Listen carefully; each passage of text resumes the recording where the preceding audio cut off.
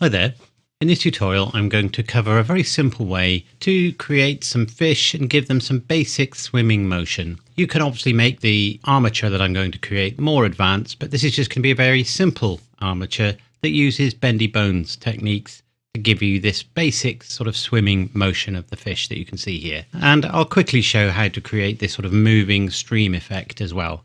I'm not going to go into all of the detail for the landscape, but I will cover the fish themselves and the stream. If you enjoy these tutorials, don't forget to click like and subscribe. Feel free to comment or ask questions or even dislike the video. And if you don't like the video, I'd be very interested to see what the issues you spotted were so that I can improve going forward. If you're a Patreon supporter, I do upload these files for any use available to my Patreon supporters, and I upload tutorials quite regularly. So let's start the tutorial. So to begin with, let's make a basic landscape on which we can put our fish. So I'll simply add a plane. We'll scale it up a little bit and we'll go into edit mode and right click and say subdivide just to give us enough vertices to make the stream with. And we'll go with more subdivisions than that. We'll go with 50 subdivisions, I think. And we'll press A twice just to deselect everything. Press C, which gives you this selection circle. And then we can just make our basic stream like so. And then press O to turn on proportional editing, G, Z, and we can make the area of effect of the proportional editing bigger or smaller with the windy wheel on the mouse. So we'll do something like that. Come out of edit mode, Control 2, and that adds a subdivision surface. And there's our basic stream bed. We'll give the landscape a very basic material. Obviously, you would put a UV mapped image on the landscape, but we'll just go with a basic sort of dark greenish, brownish sort of color, and we'll make that visible in the viewport as well. I'm going to open a new window up here, and we're also going to add another plane. It doesn't really matter what it looks like because we're not going to see this plane, but I'm going to set it to sort of just below the surface of what will be our stream. And we'll put it here.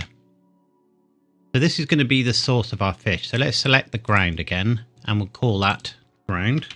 And then the other plane, we'll call this fish source. And we'll come back to that in a little bit. So I'm going to put my 3D cursor over here for now. And we need to make our fish now. So I'm going to go into orthographic mode by just pressing 5 on the num key. And then I'm just going to make a very basic fish shape. Obviously, I would spend a lot more time on it if I wanted to make a really convincing looking fish, but I'm just going to make a very basic fish for this exercise. There are many different ways to do this, but what I will do is, so I have a folder with some fish images in here, and if I just grab an image and drag it straight to Blender, it creates an empty, but with the image in it. So that will then make it nice and easy for me to roughly model a fish around that. So I'm now going to add a simple cube. There's various different ways of doing this. I'm going to do it with a cube. I'm going to move that forward a little bit. I'm going to Control R and subdivide that side of the cube. And then I'm going to delete the vertices on that side. So I'm only going to effectively have the front of the cube. And we'll go to wireframe. So let's put the cube roughly over the fish. Let's scale it down. And I'm just looking for roughly matching the shape of the body of the fish. Again, I'm not going to go into huge amounts of detail on this, but you can see I'm not scaling on the Y, I'm only scaling on X and Z. And it's better not to add any more vertices than you really need to, at this stage at least. But this isn't all about modeling, it's just making a mesh that we can distort. It's always having some vertices somewhere near the eyes. I modeled a mouth, I won't do that on this occasion. Just have that. And I'm not even going to worry too much about the fins. We'll just have the body of the fish for this, simply because of the time it takes to finesse these things. It would take rather longer than it would be worth doing for a tutorial. You don't really want to watch that. If you hold shift down when you're moving or scaling, by the way, it allows you to move things around in fine detail. So if I move that around just pressing G, you can see how fast that's going.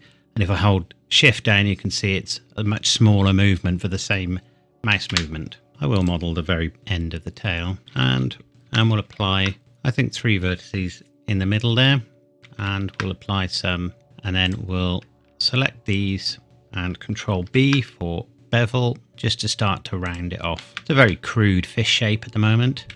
I think we can afford to scale on the Y now just to make it a little thinner, perhaps even bevel a little bit more. Just be careful using bevel because it can sometimes mess up geometry. as it's done a little bit just here. Just cleaning that geometry up a little bit, and obviously tapering the front of the fish in a little bit. And we better taper his tail in too.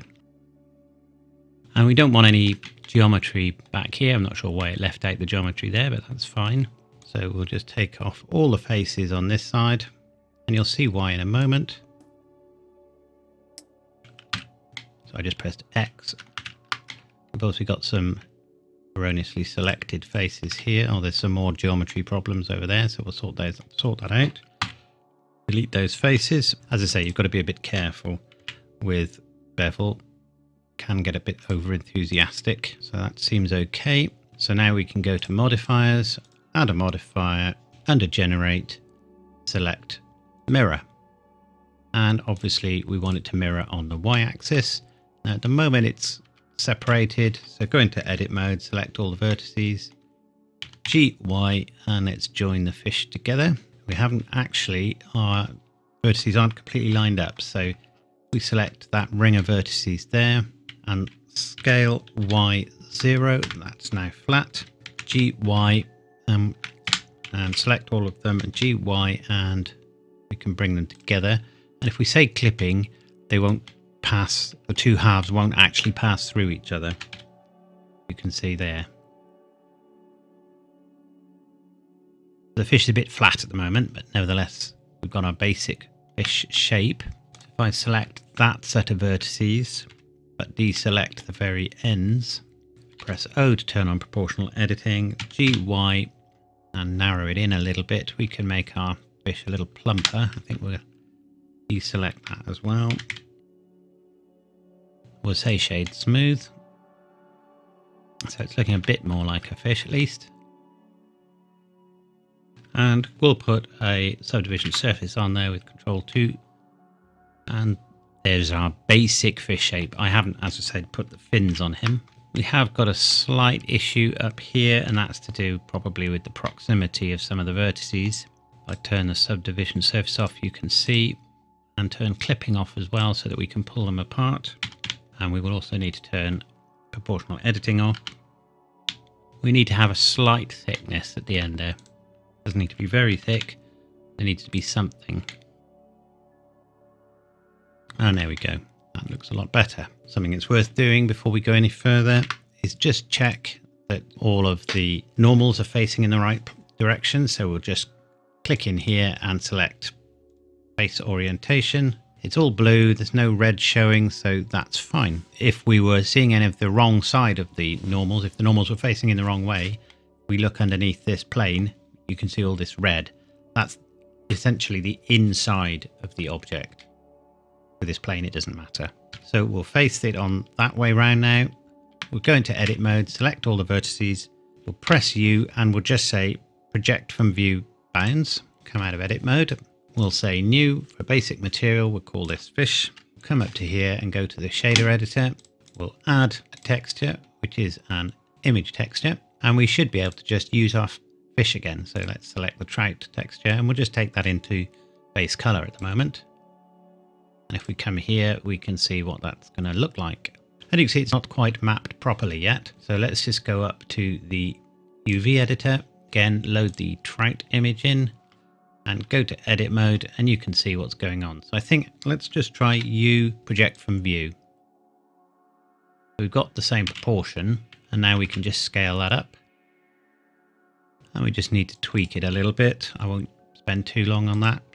And again, you can use proportional editing to move multiple parts of the UV mesh around. If I banish that empty now. So there's a very crude fish. You can see it's not mapped that well up here. You can try just simply unwrapping. You can see that's unwrapped around the wrong way at the moment, but obviously we can just rotate that. That may give you a better result, but you can see there's a lot more tweaking to get a quick result. But what you can also see is it's a lot better at the top. So I'll just use the method I had before for now, even though the unwrap's not very good over the top. So we've got a basic fish shape there. And then I just did a few tweaks to it. So if we go back to the shader editor, I'm going to add color mix node. and I'm going to add a gamma node so we can darken it a little bit with the gamma node. So I'm going to set the gamma node to about 1.2, which just darkens the texture down a little bit. I'm going to put a sort of blue, slightly blue color onto the color mix node, and I'm going to set it to multiply. And I had that at about 0.7 just to make the fish slightly bluer in shade. So it's multiplying the original texture with that. Maybe I'll have the factor down a little bit more than that, so it's not quite so blue. I also added, under converters, a color ramp. Put the texture into that, and then take the color output of the color ramp into the metallic input. I set it to cardinal and brought the points in somewhere around there. So the dark point around 0.3435, something like that. And the light point around 0.5, something around there. So cardinal is a very sharp fall off, and the idea was to help highlight the sort of shininess of these scales. And finally, I added under vector a bump node, take that into the normal, take the output of that color ramp into the height of the bump map, and I had a strength of about 0.3. Again, just to highlight the texture of these scales a little bit. And overall, the roughness I set to about 0.05. That might be a bit low, actually. I think I'll go a little higher than that. We'll have a look at it in a minute. So I'm going to put that fish over to one side, and we'll call him fish. At this point, I'm also going to apply the mirror modifier, as I don't want that interfering with anything. In theory, you don't have to, but sometimes it's easier if you do. So we'll just apply that. We'll leave the subdivision surface there. So that's our fish. So now we're ready to create the armature to deform the fish. So let's make sure that we're somewhere near the fish when we create it. I'm going to add under armature a single bone. Obviously we need to move that up. And you can see the bone has got a head and a tail, quite literally. Now the default bone type, although it gives you a nice clear view of what you're dealing with, isn't the kind of bone we want to use. But before we go any further, let's go into edit mode with the bone selected. We'll select the tail. We'll just press E and then GZ. So we've created an extra bit on the end there. Now we'll come out of edit mode and we'll go to here, which is the armature options. Under viewport display, it says octahedral at the moment. Change that to B-bone. Now if we go back into edit mode, you can see they're just cuboids. So I'm going to select this one. I'm going to call this tail, and select this one, and we'll call this body. I'm in edit mode, which is why I can select them individually.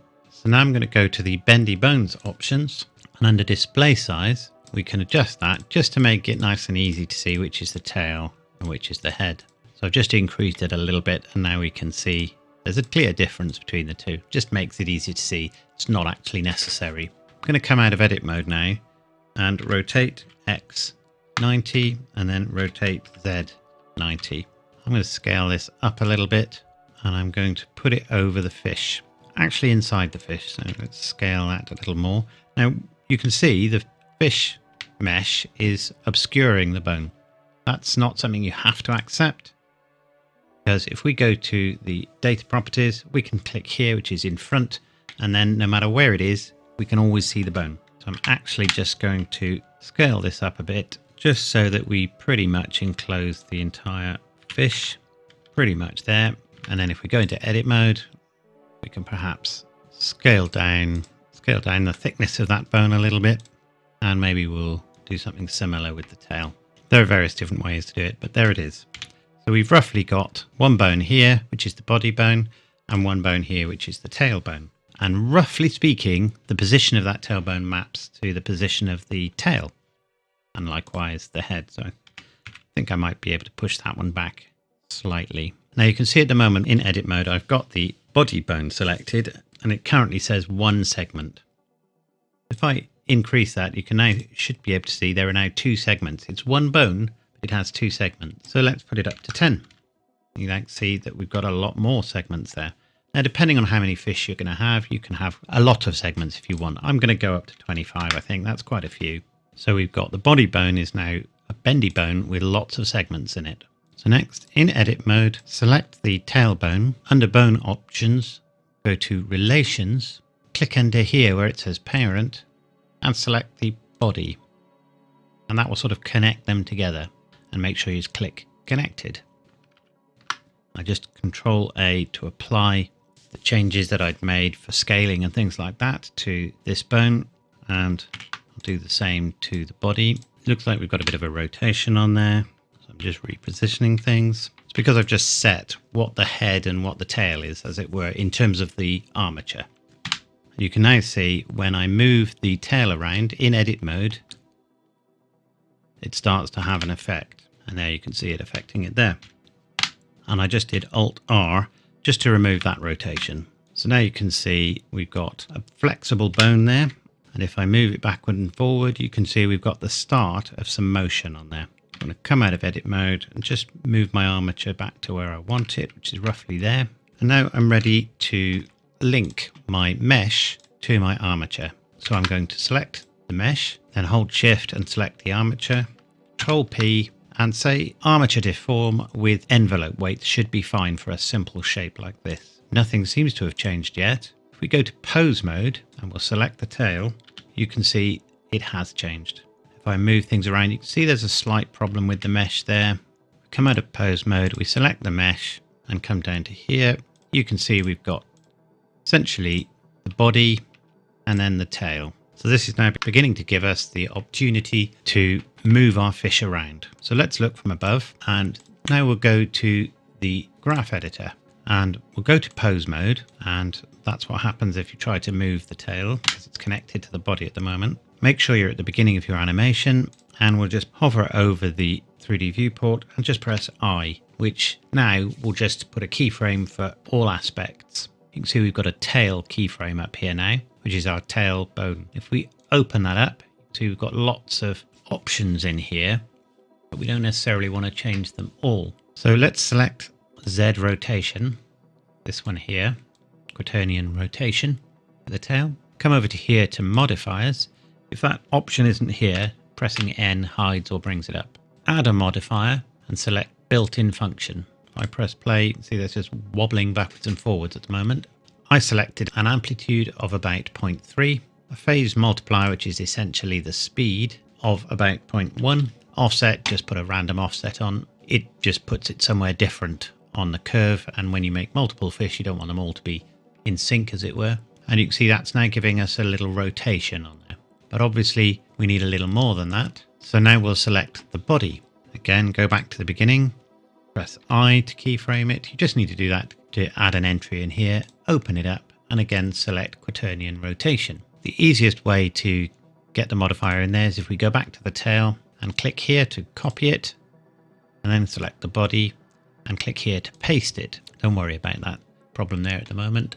But then we need to change the details in here, because what we're doing is we're rotating the whole body, which obviously rotates the tail as well, moves the tail, and they need to be essentially in antiphase. So I'm going to select a slightly smaller amplitude, we'll say 0.1 here. Phase multiple we'll leave at 1. Phase offset, I'm going to set that to minus 0.1 for the moment, and then we'll see what that looks like.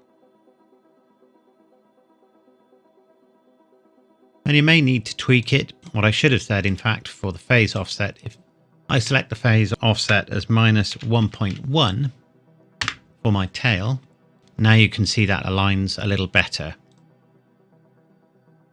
So I've got minus 0.1 for the body and minus 1.1 for the tail. And that just seems to align them quite well. The actual phase multiplier is the same, so they're staying in sync. And it's as though the body's moving and then the tail's flapping after it. If I now hide the armature, you can see what the fish is doing. Now, in order to fix that problem there, if we come out of pose mode, we select the fish and we go to weight paint and then select body, you can see the body is influencing the tail a little bit, and that's what's causing the problem there. And what I really want is I don't want any of it to be selected for the tail. So if I unselect everything, I've gone into edit mode and then say select for the body, you can see that's come up affecting the tail. And then if I select the tail, that's not showing, interestingly, that's not showing anything, and that's obviously not right. So let's at least select those and we'll assign those to the tail. And now the tail's fully selected against the tail vertex group, and the body isn't too much. I think what we will do is we will say remove. So now you can see the body isn't affecting that. We go to object mode again, and now you can see that's fixed it. We've no longer got the body vertex group affecting the tail itself. So we've now got a basic fish, and I would expect that you would want to make more than one. So if we turn our armature back on and make sure we selected the whole fish, Shift D, and we'll make a couple of copies. Size isn't too important because the way we're going to generate the fish will sort that out for you. But obviously what we don't want is all of the fish doing the same thing at the same time. So if we select our second fish, we go into pose mode. It's obviously already got an animation on there, but we just need to change a few other things. So we might be perhaps putting the size of the swing up slightly. Perhaps put the phase multiplier up 0.2. Now you can see I've doubled the speed of this, the way this fish is swimming, but the tail I haven't doubled yet. So I need to select that and double that, and now that's lined up again. It's perhaps a little too fast, so perhaps we'll go with 0.15. And then we can do the same. You need to switch back to object mode in order to change the armature. And perhaps we'll make this fish swim slightly slower. So we'll go with a phase multiple of 0.085 perhaps. And we need to do the same to the tail itself. And we can perhaps go with 0.15 for the amplitude. So we've got 3 different fish there now. So we'll select all those fish, press M, and we'll say new collection, which is the fish collection, and say OK to that. So we've got 3 animated fish. We can turn the visibility of the armatures off just to make it a little easier to see. And now we'll come back over here and we'll select this object. We'll change this to the geometry node editor and we'll say new. Now we don't actually need to see this object. So the first thing I'm going to do is add under volume a primitive, a volume cube, and we'll take that to the geometry output. And you can see that's just showing the outline of a volumetric cube. We're not actually going to create volumetric though. We're just going to use the volume cube. We can adjust size and things like that. This is only one way of doing this, of course. There's lots of other ways. So I've made the cube slightly longer and we can move it around as you would normally. And I'm scaling it a little bit on the Z. Next, I'm going to add under points, distribute points to volume. This is because I don't want to create these points on a flat plane. I want them to be distributed throughout the volume of the streams. Distribute points in volume and drop that in there. So you can see we've got a number of points all around there. And I've just got random selected. We'll go with that density for the moment, and the seed will just change the particular pattern. Next, I'm going to add under instances, instance on points. So this is going to instance something on any of the points that I'm using. So we'll drop that one in there. Disappeared at the moment. If I grab my fish group, bring this over here, I can let it go, and there it is. Before I use it, make sure you click separate children and reset children, and that will just make sure we get the individual fish rather than groups of fish, and take that into instance. Now they're all a bit large at the moment, and it's also showing the armatures, which we don't need it to do. So what I will do is I'll take those armatures out of that collection. So I've grabbed all the armatures and I've taken those out of the collection. And now when I've connected it up, we've just got the fish being instanced. There's still rather a lot of them. We'll perhaps reduce the density a little bit. We'll go for 0.5 and we'll just quickly put a smaller scale on there. And we'll say pick instance, which then gives you the individual fish. And we can play around with the seed just to give us a different pattern. So we just need to change the scale of the fish now so they're not all the same. So we'll go to add under utilities a random value. We'll also add under utilities a math node. We'll take the random value into one side of the math node. We'll change this to multiply, put that into scale. I had the minimum at about 0.3 and the max something like 1.2, but that I think may be a bit large for this particular example. So now you can see, if we look from above, we've got a variety of different fish, slightly chubby fish, but nevertheless, that's what they are.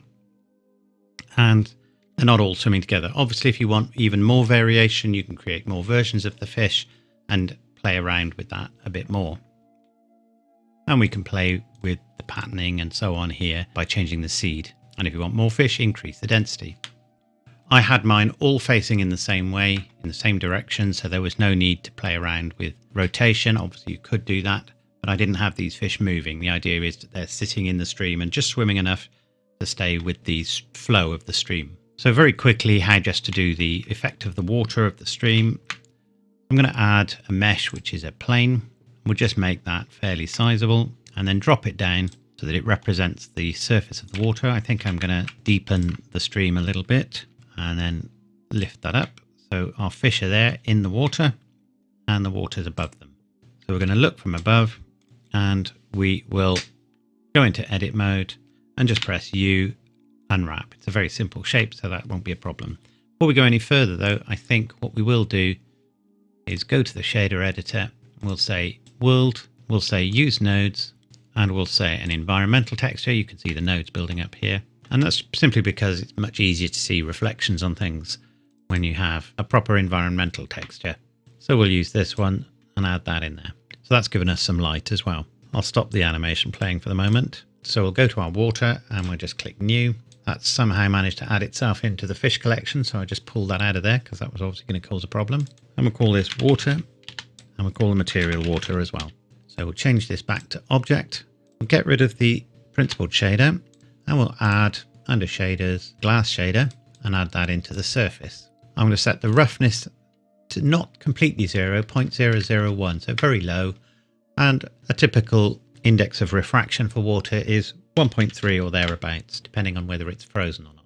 That's started to get there, but obviously this is now completely glass smooth water right now. So I'm now going to add under textures a noise texture. So if you've got the node wrangler add-on enabled, if you do Control T with that selected, that's now added a texture coordinate and a mapping node for me, which we're going to use in a moment. I'm going to add under converters a math node, and we'll take the factor of the noise out, put that into there, change it to multiply, and we'll set this to about 0.2. This is just scaling the size of the noise or the displacement of the noise, and we then take the noise into displacement. So you can see there's a sort of ripple on the surface there. So select 4D, which gives you a few more options, and I used a scale of about 80. Let's see what that looks like. I left the detail at default, and then we need to come over to here. So at the moment, you can see we've got a surface texture there. It's possibly a little extreme, so we can drop that down a little by changing that multiplier to something like 0.1, maybe even smaller than that. Now it's a little more subtle, and maybe put it up a little. It would vary depending on the scale of your particular model. So let's try 125. There we go. So you can see a nice texture there, but this is completely stationary at the moment, so we need to add some animation to that. And the way I did that was by going to X location on the mapping node. So this maps a texture to a UV map, and type hash frame divided by 4000. You can see it turns purple, and as you go through the animation that number changes, but it's only changing relatively slowly because of the divide by 4000. So essentially it's taking the frame number and dividing it by 4000 to create the number that's in the X location. And I also did the same but slightly smaller for the Z location. So Z obviously vertical, and that's why we're using 4D, which sort of makes the ripples evolve and not just move on the surface. So I'll do hash frame, this time divided by 3000. So it'll be at a slightly different rate to the X, just to keep things varying. It'll be hard to see in this animation, but I will attach the final animation that I did where you'll be able to see how that really works. But you should be able to see there we're getting some slight variation there. So looking from above, that's the entire effect. You can do this in Eevee as well, but you will have some challenges with the reflections on the water and things like that. They're possible to do, but it's not so easy to do in Eevee. So I hope you found that interesting. If you did, let me know. If you've got any comments or questions about the tutorial, by all means, put those in the comments below. I will upload the original demo file for my Patreon supporters to use, as always. Otherwise, I will see you in the next tutorial. Thanks a lot.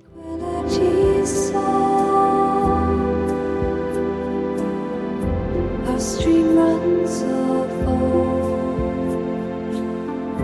where the waters wide, underneath the sky, watch the reeds that gently sigh, ripples speak in quiet tones, in this dream all life has flown. Our stream runs deep, glittering seams, our stream runs deep.